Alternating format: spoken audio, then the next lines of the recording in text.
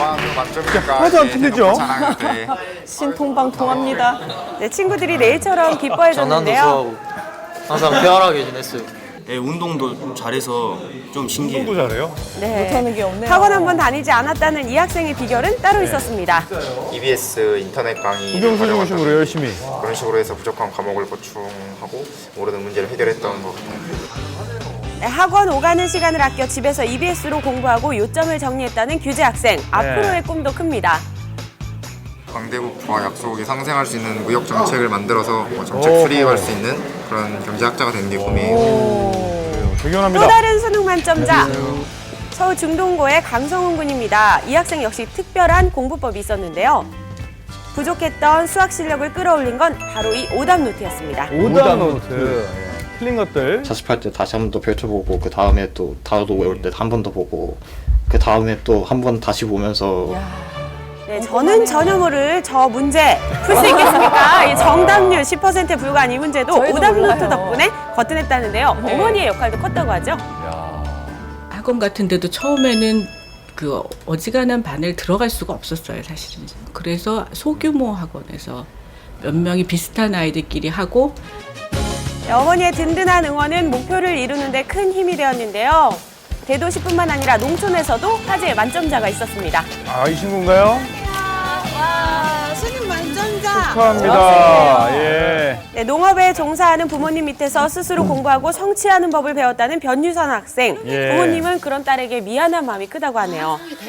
과외를 했다거나 학원을 갔다거나 이런 거는 안 했고요. 그건 도시 생활보다는 더 뒷바라지 못 이길 것 같은 생각이 미안한 생각이 들죠.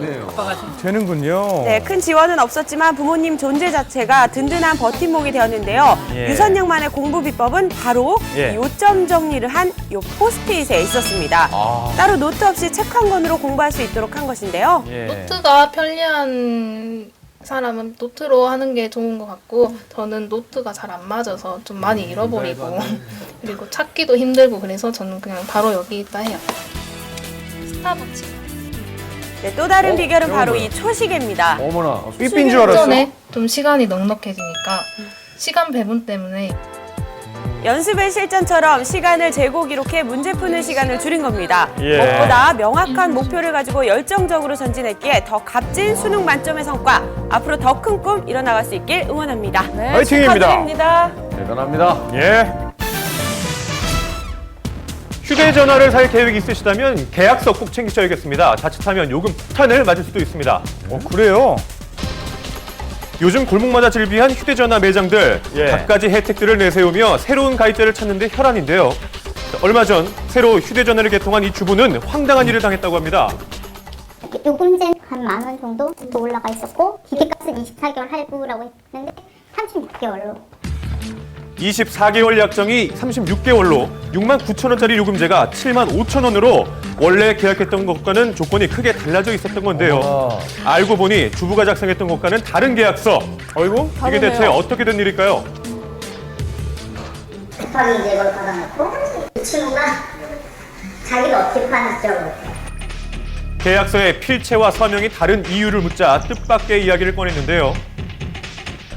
기계값을 50만 원이라고 설명하고 성립하고 그 직원이 자기 이미지로 수정하는 거예요. 50만 원. 대부분 잘 안 보잖아요. 안 보죠. 네, 보통 이렇게 계약서를 챙기지도 않고 꼼꼼히 보지 않기 때문에 판매점에서 계약서를 마음대로 조작했던 겁니다. 이건 상상도 못했네요. 계약서를 교부받아서 보관해서 원래의 계약 내용과 달라지는 부분에 대해서 책임을 지지 않는 통신사의 책임을 오히려 물을 수 있는 근거를 반드시 확보해야겠다. 예. 네, 계약서 다시 한번 꼼꼼히 살피고 잘 챙기셔야겠습니다. 그래야겠네요. 갖고 있지도 않은데요.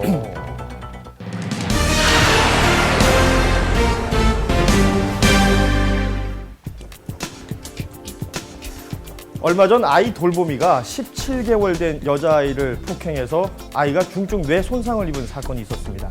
많이들 기억하고 계실 텐데요. 그런데 돌연 1차 공판이 있던 날 자신은 폭행을 하지 않았다며 무죄를 주장하고 나선 이 아이의 돌보미. 대체 무슨 일이 있었던 것일까요? 현장에서 취재했습니다.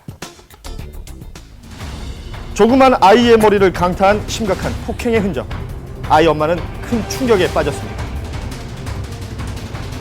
완전히 피가 정말 거꾸로 솟는 것 같았어. 황당한 게 아니라 얘 머리만 보면 너무 가슴 아프죠. 엄마 안 울어. 안 울 거야 이제. 울면 안 돼.